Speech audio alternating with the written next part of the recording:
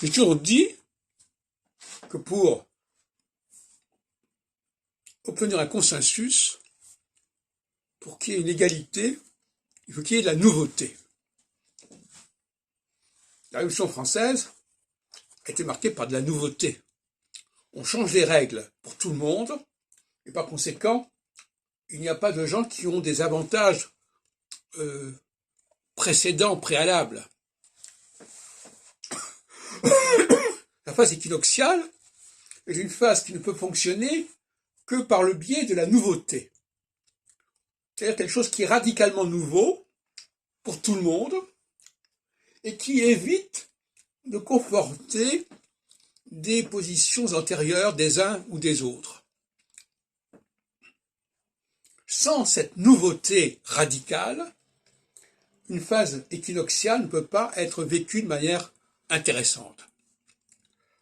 Il faut changer les règles du jeu. C'est ce qui s'est passé, d'ailleurs, en 65, avec le début de l'élection du président de la République au suffrage universel, qui changeait complètement le mode de fonctionnement du gouvernement et de l'élection notamment du président de la République. Donc, sans ces changements constitutionnels, ces changements de fonctionnement, il n'y a pas de véritable phase équinoxiale. Une phase équinoxiale ne va pas se contenter de prolonger, d'entériner des pratiques populaires, des habitudes, des traditions, plus ou moins répandues d'ailleurs, mais qui sont quand même extrêmement diverses. Elle doit établir un nouveau système, un nouveau mode de fonctionnement pour tout le monde, ce qui va mettre tout le monde à égalité, si on peut dire.